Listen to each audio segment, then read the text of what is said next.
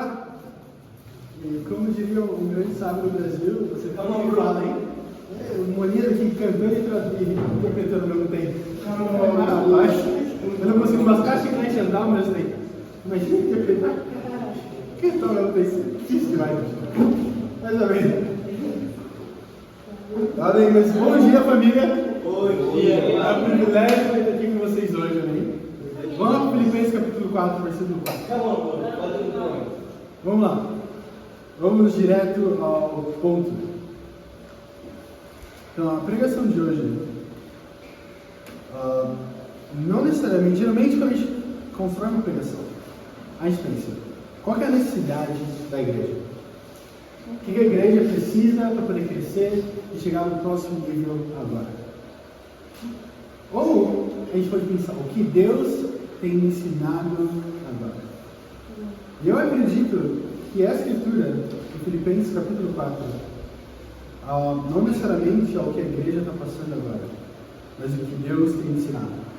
Filipenses capítulo 4, versículo 4 diz assim: alegrem-se sempre no Senhor. Novamente direi, alegrem-se. Isso aqui que Paulo está escrevendo na escritura não é um conselho que ele dá para a igreja de Filipenses. Não é algo legal que ele fala para eles, que fala, você tem que estar alegre, opinião. Não é um conselho que ele deu no tempo discipulado, mas realmente um mandamento. É uma ordem. E talvez o problema, muitas vezes, para mim, quando eu estava vendo as escrituras, era que eu lia isso com um tom errado. Eu lia como se Paulo estivesse falando com calma, quase pedindo, mas não, ele repete novamente, direi. É como se estivesse dizendo, você não entendeu ainda, então eu vou dizer de novo, alegre-se. E sabe, o que é mais interessante dessa escritura? Que é qual o momento da vida de Paulo ele escreveu. Quando Paulo está escrevendo essa escritura, ele está preso. Na cadeia, ele está escrevendo para a igreja de Filipenses, falando para a igreja, alegrem-se sempre. Novamente direi, alegrem-se. Sabe? Agora, pensa no contexto, Paulo preso, injustiçado, limitado, sem controle da própria vida, e mesmo assim ele escreve sobre alegria. Então a pergunta que fica para mim, para você, é desconfortável, mas fala, o que exatamente está roubando a nossa alegria hoje? O que é isso que tem hoje o poder de roubar, de tirar a nossa alegria? O que é isso que tem o poder de fazer com que nossos olhos saiam da cruz e comecem a focar nos nossos problemas? Sabe, sendo bem honesto, muitas vezes são coisas pequenas, circunstâncias que não saíram como a gente queria, expectativas frustradas, coisas fora do nosso controle. Eu não estou falando isso como se eu não conseguisse me relacionar com vocês. Estou sendo bem honesto, né? Essa semana foi difícil para mim, pessoalmente. Sabe, essa semana eu recebi a notícia na quarta-feira de manhã, na quarta-feira de tarde, mas quarta-feira de manhã do Brasil, que meu irmão mais velho ele tinha sido colocado em coma induzido.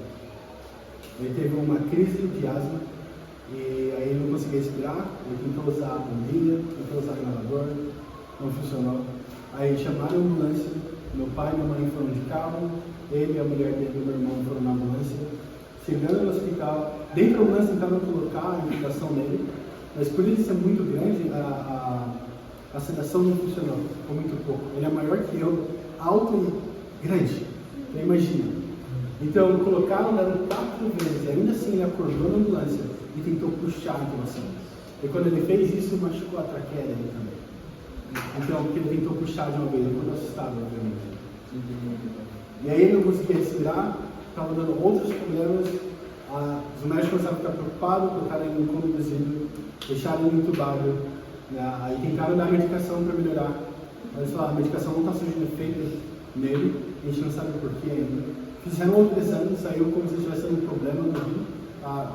Em inglês seria kidney failure, mas não sei o que seria a tradução dele, seria falência renal. O que é muito estranho, mas sempre tudo isso ao mesmo tempo. Eu lembro quando eu recebi essa notícia, eu estava lá no campus. E a notícia veio como um áudio da minha irmã. E para ser bem sincero com vocês, eu acho que naquele momento, eu definitivamente não queria estar no campus. Eu não queria estar ali. A última coisa que eu pensei, alegre-se sempre. Foi a última coisa que passou na minha cabeça. Eu lembro que eu estava com o Manias, estava indo para pegar o Yango, e aí o Manias foi no banheiro. Não, eu estava indo para 24 de julho, eu acho, para mudar as passagens, uma coisa assim. E aí, né? Aí eu estava lá ouvindo o áudio, a minha irmã mandando um áudio chorando aqui. O Miguel, ele teve outra crise reumática, a gente levou, ele estou correndo na ambulância, ele está entubado e conduzido, olha por ele. Eu ainda não sabia o que fazer. Aí eu fui lá, falei com o Manias, falei, irmão, eu preciso sentar ali rapidinho. E aí ele sentou, eu falei com o Manias, aí eu falei, vamos orar junto. E aí eu orei, o Manias orou também, muito obrigado por você, irmão. Mas, mesmo na minha oração, meu coração, depois da oração, na minha cabeça, a única coisa que estava passando era, por que Deus? Na minha cabeça ficava como se, tipo, depois de eu ter feito tanto por você, você ainda quer me testar dessa maneira? Sabe, eu estou aqui, eu não estou lá do lado dele, sabe, eu abri mão de tudo para poder estar aqui, pelo seu povo. Então, por que você não está cuidando do meu povo?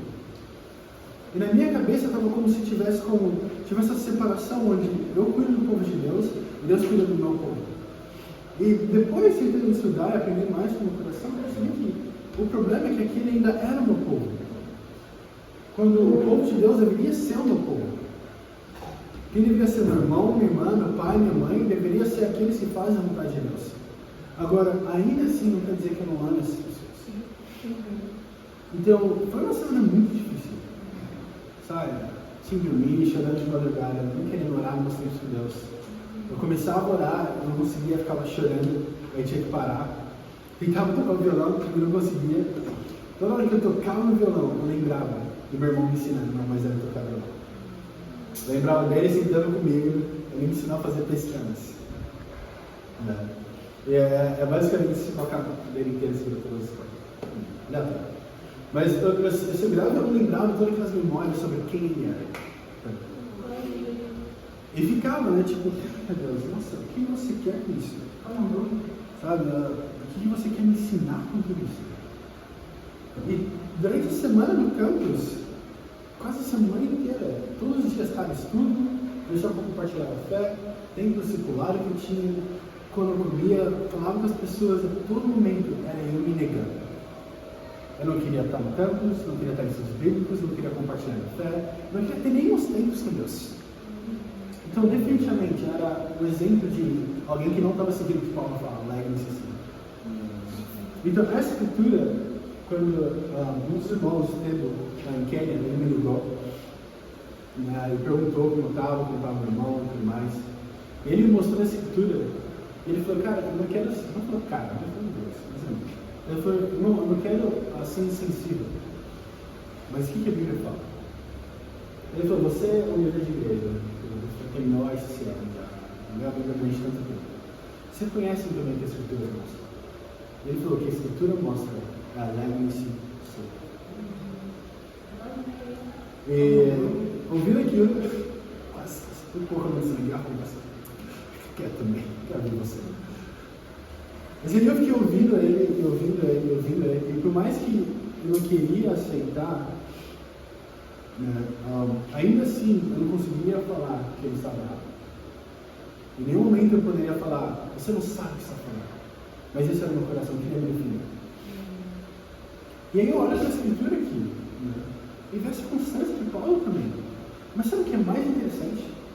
Paulo na prisão está falando para pessoas livres dentro da igreja, lembrando a nossa realidade. Paulo entendia que como ele ser realmente livre das pessoas, quem eles tinham como referência para poder seguir a Cristo. Ele falou, cara, eu tenho que estar alegre, e eu vou chamar eles a estarem alegres também. Um dos irmãos, ele ligou o dedo, ele falou, você quer orar? Eu falei, não quero orar. E ele falou, vou orar mesmo assim. E aí me forçou a orar. Eu sou grato por isso. Mas aí ele falou, cara, se você não está alegre agora, o que você vai falar para as pessoas?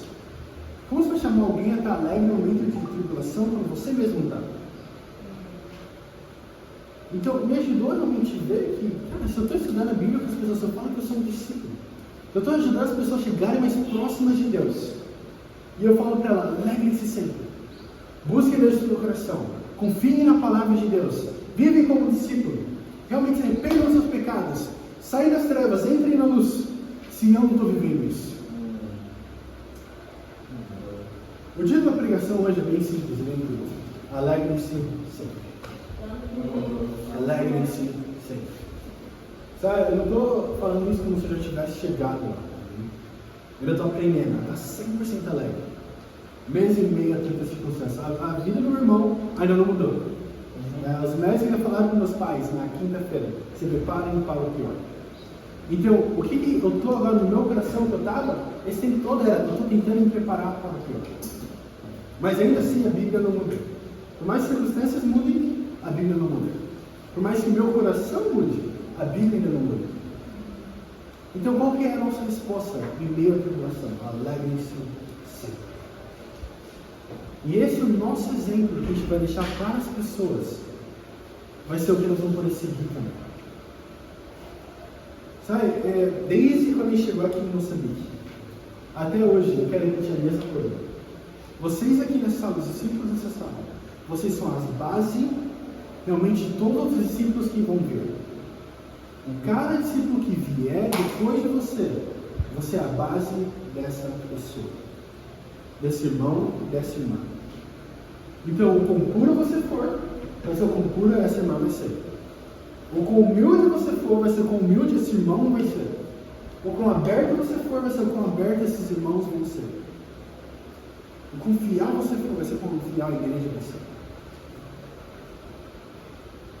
Sabe? E realmente, tudo realmente tem que mudar quando a gente entende para quem a gente está fazendo o que a gente está fazendo.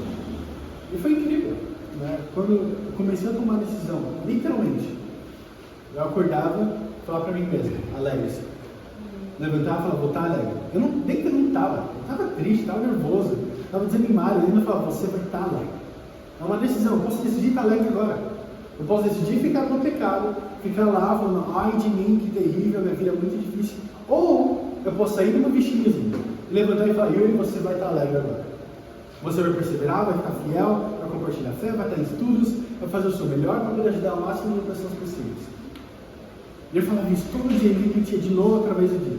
Por que você ficava voltando?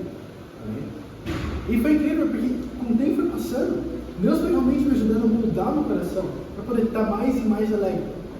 Até que no sábado, eu estava andando por campus, segurando a minha case nova. Eu estou muito feliz. E eu estava sorrindo. Eu falei, obrigado, Deus. Obrigado porque você me deu alegria. Mas isso tudo começa com uma decisão. Isso tem que começar com a sua decisão própria de falar, quer saber, eu vou manter alegre. Não tem nada que vai tirar a minha paz em Deus. Eu vou manter alegre. Sabe o que é interessante? Olha isso, Gálatas. Gálatas capítulo 5. Vamos lá em Gálatas capítulo 5, a gente vai ler o versículo número 22. Fala assim. Gálatas 5, versículo 22. Fala. Mas o fruto do Espírito é amor, alegria, paz, paciência, amabilidade, bondade, fidelidade. Mansidão e domínio próprio. Contra essas coisas não há lei. Para você ser paciente ou não tem uma lei contra isso. E fala, nesse momento você não precisa ser paciente.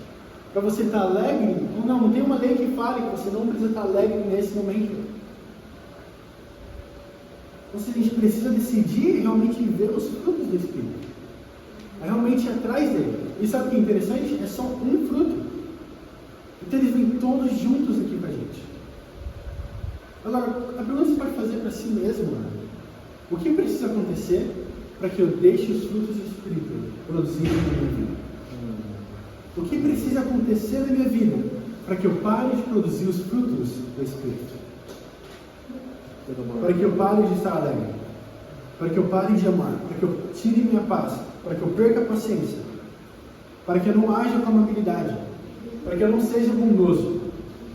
Para que eu não seja fiel? Para que eu não seja manso? Para que eu não tenha domínio próprio? O que precisa acontecer? Vamos lá, amor, pega. Sabe, esse texto que a gente leu, ele não está falando de uma alegria que você sente quando tudo está bem. Está falando de uma alegria que você decide quando nada está bem. E é aqui que o evangelho começa a ficar desconfortável também, porque ele tira da gente a desculpa de viver baseado no que a gente sente. Então, a nossa vida, a gente está acostumado a viver baseado no que eu sinto. Eu sinto sono, vou dormir mais. Sinto fome, vou comer mais. Eu não sinto nervoso, vou fechar a cara. Né? Eu me sinto frustrado, não vou servir. E por aí vai. Agora, a Bíblia fala, você se sente triste? Legal, alegre-se. Eu me sinto machucado, eu me sinto frustrado, desrespeitado, paciente. A Bíblia chama a gente a colocar todas essas características em prática. Não para você sentir elas. Não é para você. Aqui não fala. Paulo não está escrevendo aqui falando. Sinta-se paciente. Sinta-se amável. Sinta-se, sei lá, alegre. Ele não está falando nenhuma dessas coisas. Ele está falando como um sentimento. Ele está falando como uma ação que você tem que tomar. Alegre-se sempre. O ponto número 1. A alegria não é emoção, é decisão. A alegria não é emoção, é a decisão. Vamos para Tiago, capítulo 1. Aqui em Tiago, capítulo 1, a gente vai ler o versículo 2.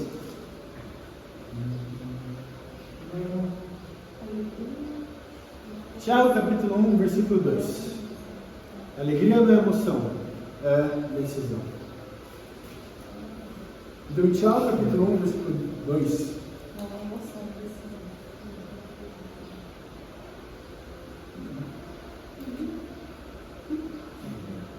Tiago 1:2 diz assim: meus irmãos, considerem o motivo de pouca alegria. É isso que fala? Não. Considerem o motivo de alguma alegria, é isso? Não.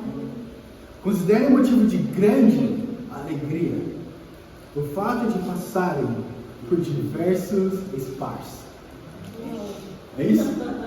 O fato de passarem por empresas incríveis, uma viagem confortável, uma família feliz. O fato de passarem por diversas provações. Que ideia é essa que o Tiago estava tendo quando ele escreveu isso? Ele fala que eu estiver passando por provação diversas, ou seja, não é uma, não é duas, são várias provações ao mesmo tempo. Considere motivo de grande alegria. Olha o versículo 3, olha o porquê disso.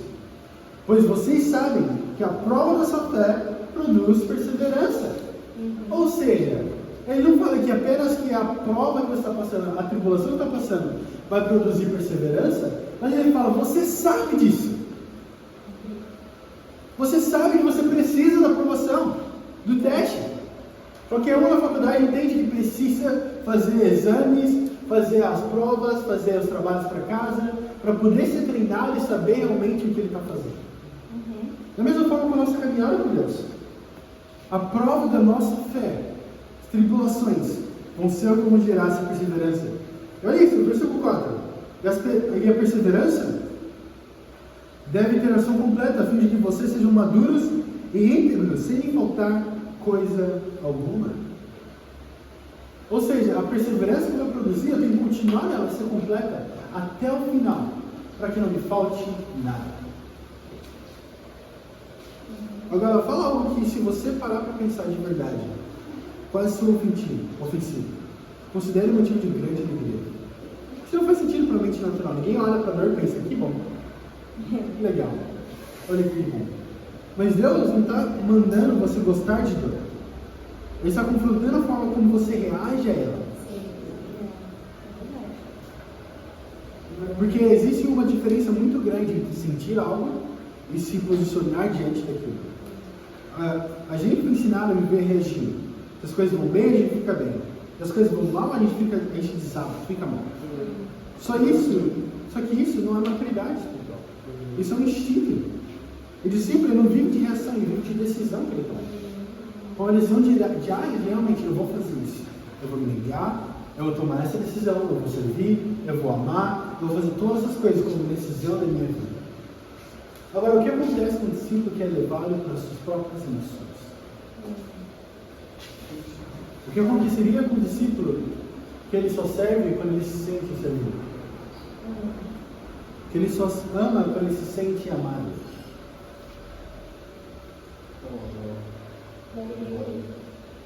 Imagina se o mundo fosse assim.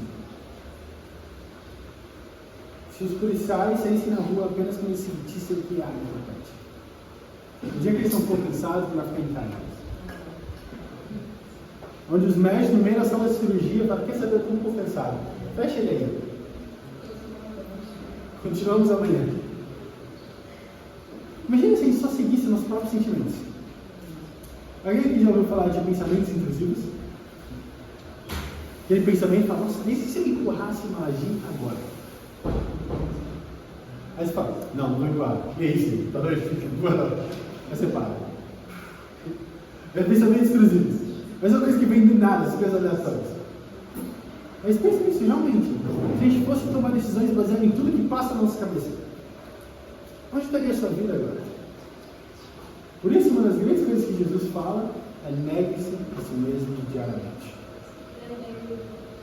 Muitas pessoas dão como conselho, fala: siga o seu coração. Ou seja você mesmo. Né? Eu lembro quando eu ia para a entrevista de emprego, e meu pai lá para mim fala: seja você mesmo. O seu coração vai dar tudo certo, Deus vai te amar. Nunca dava certo. Lembra, ele fazia meu currículo, e naquela época, antigamente, eles colocavam alguns hobbies nas pessoas. Né? E aí ele colocou: eu gosto de tocar violão. E aí, no meio da entrevista de emprego, o cara com o currículo na mão, ele olhou para mim e falou: por que você colocou que você gosta de tocar violão aqui? Você vai fazer programação. Eu vou fazer com você tocando violão. Ele ficou olhando para mim assim, tipo, não faz sentido nenhum. Mas é isso, a gente quer seguir realmente, né? Quer fazer as coisas. Porque eu sinto que é legal, colocar as coisas lá dentro e fazer e esperar que vai dar tudo certo. Mas não é dessa forma que funciona. Nunca funcionou assim, nunca vai funcionar. No final, a gente tem que decidir, se negar, seguir o que a Bíblia fala, para poder chegar no céu de Deus. Agora, olha a escritura em Abacuque 3. Então, aqui em Abacuque, capítulo 3, livro bem pequenininho, no Antigo Testamento, dos profetas menores. Então, acredito que antes de Sofonias, né? Então, Abacuque capítulo 3, nós vamos ler o versículo 17.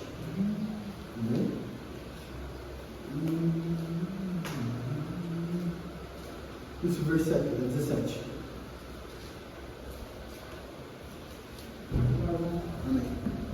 Abacuque 3, 17 ao 18 diz assim: mesmo não florescendo a figueira e não havendo uvas na videira, mesmo falhando a safra de azeitona, não havendo produção de alimento nas lavouras, nem ovelhas no curral, nem bois nos estábulos, ainda assim eu exultarei no Senhor e me alegrarei. No Deus da minha salvação. O que a Escritura fala? Mesmo que tudo dê errado, eu ainda vou me alegrar no Senhor. Eu amo a Escritura porque realmente mostra que um homem que basicamente perdeu tudo de acordo com o contexto, não tem futuro, não tem alimento, não tem segurança, e mesmo assim ele diz: ainda assim eu me alegrarei no Senhor. Isso aqui não é uma emoção dele, não era como ele estava se sentindo, é uma decisão que ele teve que tomar de se alegrar com Deus.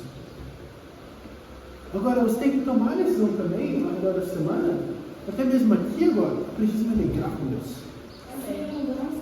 Porque, de verdade, acho que uma das coisas que mais matam discípulos, depois do orgulho, é uma mente imposta. Por que eu estou falando isso? Que muitas vezes a gente não quer se alegrar pensando nessa mente culposa. Tipo, nossa, eu sou uma pessoa terrível. Né? Eu caí em empresa, ou eu menti, eu fui orgulhoso, ou então segui minhas emoções, eu perdi um tempo com Deus essa semana, eu não tenho compartilhado a fé essa semana. Isso é um monte de coisa. A gente fica nessa mente culposa. Fica travado ali como se não houvesse amanhã, não tem uma esperança para o Yuri, que o Yuri é uma pessoa terrível. Quando na real, tem a graça de Deus. E se Ele já nos perdoou, a única coisa que falta agora é você se perdoar. Para poder viver realmente plenamente com Deus. Sabe? Ele fala que ainda assim me alegrarei no Senhor, no Deus da minha salvação. Mas ele fala ainda antes: eu exultarei no Senhor. Agora, o que isso significa? Ainda assim vou adorar a Deus. Muitas vezes eu olhei na semana como tudo que estava acontecendo com o meu irmão, como se fosse Deus me culpando por algo que eu tinha feito. Então, Deus está fazendo isso porque eu pequei nesse dia. Deus está fazendo isso porque eu sou muito orgulhoso. Deus está fazendo isso por conta do meu pecado. Isso mostra quão egoísta, com self-centered, centrado em si mesmo, ao ser humano. Como se o mundo rodasse em torno de mim. Eu acredito que Deus pode estar ensinando muita coisa através da situação, né? Está me discipulando, me ensinando a poder me estar alegre em todas as circunstâncias. Entretanto, ainda assim, o que Deus está mostrando aqui para a gente é poder realmente mostrar que, no final, nem tudo é sobre eu, mas também que, mesmo quando coisas acontecem, quando tudo dá errado, mesmo que não seja fruto da videira, que a figueira não dê filhos, mesmo que tudo está dando errado, ainda assim não precisa exultar o Senhor e estar alegre. Se a sua alegria depende das circunstâncias, então o seu Deus ainda são as circunstâncias. Porque no fundo, quem define seu estado emocional é quem você realmente confia. E foi isso que me confrontou pessoalmente essa semana. Porque é muito fácil pregar sobre alegria quando está tudo bem. É muito fácil falar de fé quando não tem nada te pressionando. Mas quando a situação foge do seu controle, quando você não pode fazer nada, quando você só pode esperar, aí aparece a verdade. Tá? A parte de mim, até mesmo hoje de manhã, eu saí para ir para comprar água, eu estava orando a Deus, estava meio que reclamando com Deus. Falei, meu irmão, nosso vício está vencendo, o cara está demorando demais para poder reaplicar para o nosso vício. O vício do Zé foi negado, tem que reaplicar novamente. Não tem água lá em casa, tentando comprar, não está dando para comprar. Tem que pegar água, o negócio caindo, né? Como é que o negócio lá que escoa água? Né? E aí eu fiquei andando, sabe que você vai andando reclamando da vida, chutando o carrinho? Tipo, ai de mim, nossa, nossa, terrível. Como tudo está dando errado. E realmente, naquele momento, eu parei e pensei, ainda vou pregar sobre alegria. Ainda vou ter que levantar, sei lá, e falar para o pessoal, sejam alegres. Porque Deus é bom, Deus é incrível, Deus é maravilhoso. Quando em minha vida mesmo, eu estava falhando e perseverar nisso. E aí eu falei, ok, Deus, eu entendo o que você está tentando me mostrar. Mas o meu coração agora precisa se transformar. Então, no final do dia, a gente tem que descobrir que a sua alegria tem que vir de Deus. Agora, se a sua alegria não vem de Deus, de onde que ela vem? Do controle que você acha que você tem? A real é que muita gente perde alegria por conta da dor. Perde porque perdeu o controle. Perde porque algo não aconteceu da maneira que achava que ia acontecer. Ou que está frustrado com algo. Agora, o que determina a sua alegria? O que é isso que pode fazer com que você fique alegre? Ou melhor, o que pode acontecer hoje com que faça e coloque um sorriso no seu rosto? Qual é a situação que precisa acontecer para você estar assim animado? Ou será que Deus seria suficiente para você? Mesmo que nada aconteça, mesmo que a situação piore, será que ainda seremos alegres? Essa pergunta eu tinha que fazer para mim mesmo. Meu oração foi, Deus, e se piorar? Será que ainda o Senhor ainda vai ser Deus para mim? Ou será que eu vou me segurar em alguma outra coisa? Sabe? Vamos no ponto 2. O ponto 2 é desânimo, não é só fraqueza, é uma rendição. Desânimo não é só fraqueza, é uma rendição. Você está desanimado, não é uma fraqueza que você está passando. Não é um momento difícil, é você se rendendo aos seus próprios sentimentos. Vamos lá para Neemias 8. Neemias 8, versículo 10. Neemias, capítulo 8. Vamos ver ele. Então, essa escritura é incrível. Nossa, incrível. Neemias, capítulo 8, versículo 10.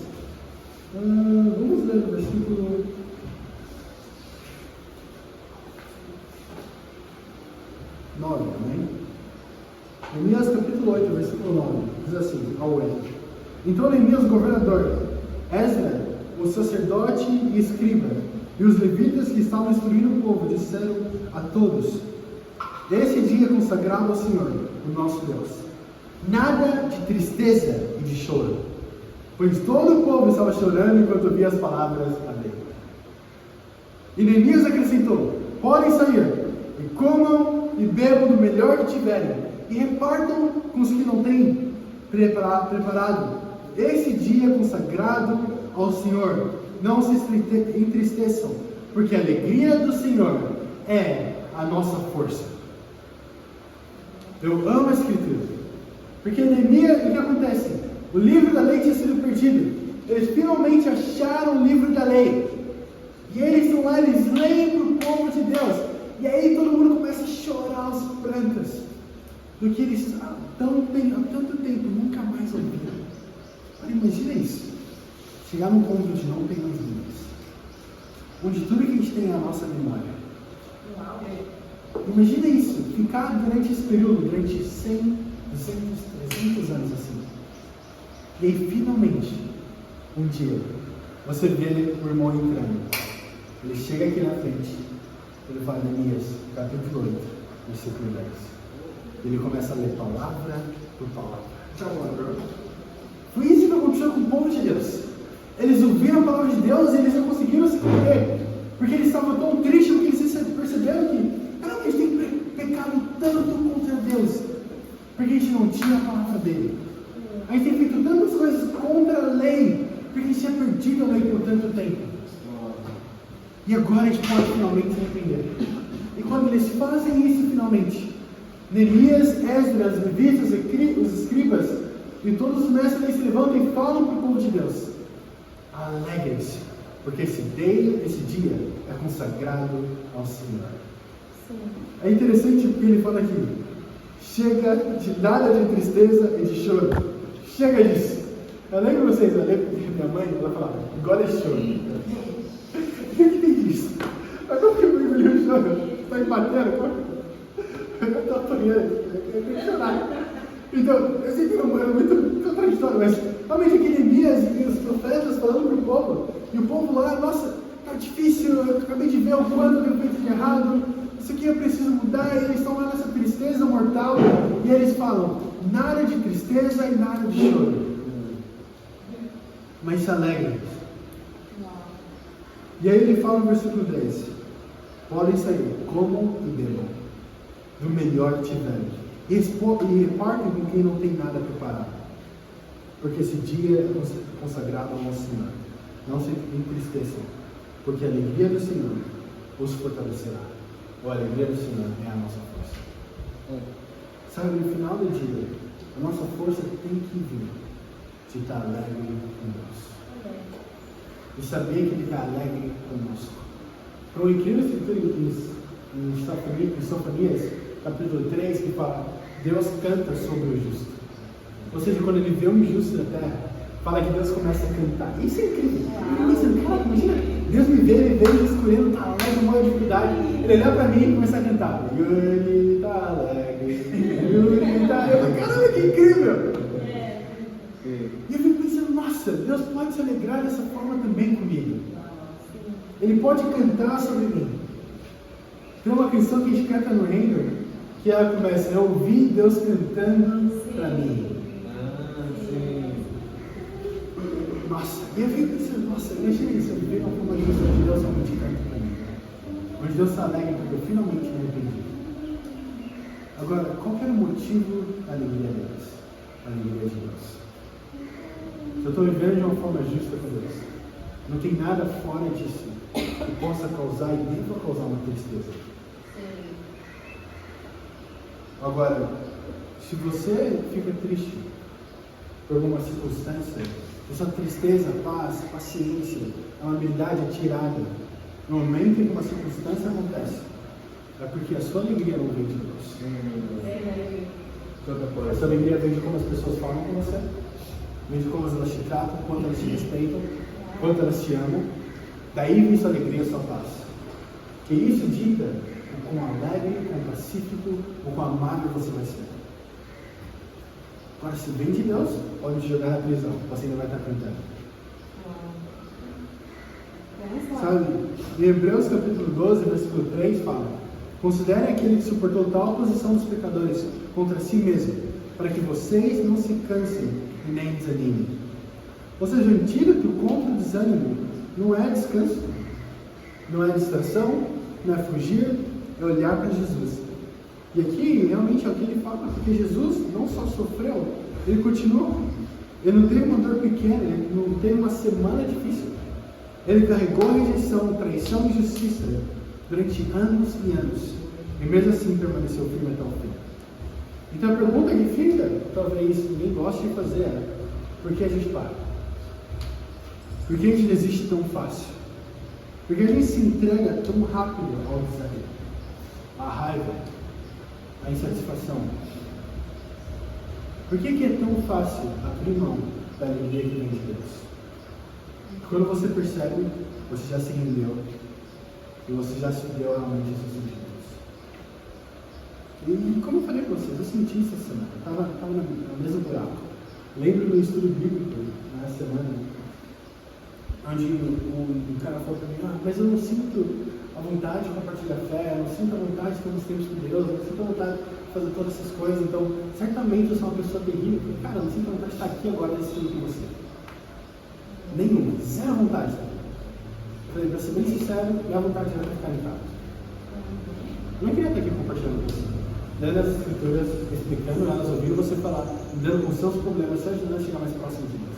A real é que eu não queria. Mas eu tive que tomar a decisão de ser justo e tratar com Deus. Porque a sua salvação importa mais do que os meus sentimentos. Você está bem com Deus é mais importante do que eu me sentir bem. Muitas vezes a gente quer seguir esse do eu sinto.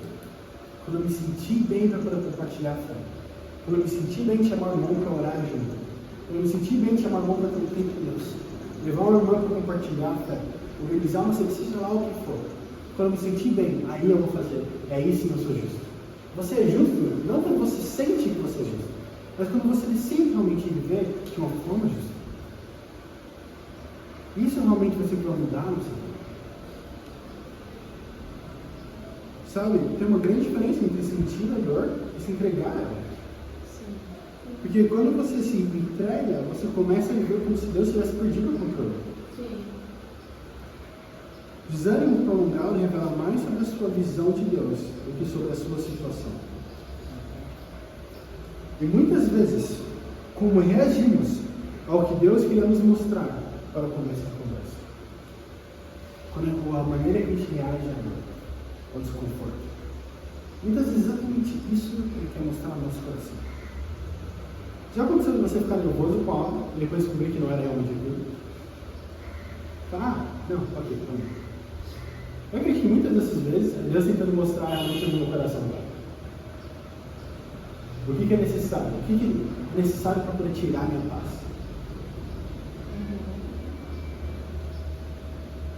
Sabe? Porque Deus continua no trono, Ele não muda. E as circunstâncias não vão tomar o lugar dele lá. Não tem um meio termo. Como ali primeiro na escritura, no Bem-vindo, primeira sessão de 6, capítulo 5, versículo 6, que fala: alegrem-se sempre, orem continuamente, deem graças em todas as circunstâncias. Agora, o que ele fala aqui é todas as circunstâncias. Não quando faz sentido. Não quando você entende. Não quando você sente, mas em todas as circunstâncias. Sabe? E realmente é custoso. É custoso abrir mão do controle, é custoso abrir mão do direito de sentir o que quiser. Custa maturidade. Mas é exatamente isso que separa quem só frequenta uma igreja a realmente quem segue a Deus. Então hoje não é sobre você sair daqui motivado para fazer algo diferente, animado para poder viver feliz e ficar com a cara alegre, resplandecente para Deus, mas realmente tomar uma decisão de fazer isso. Porque no final é simples. Ou você governa suas emoções pela sua fé, ou suas emoções vão governar a sua vida. E uma delas vai te levar para longe de Deus.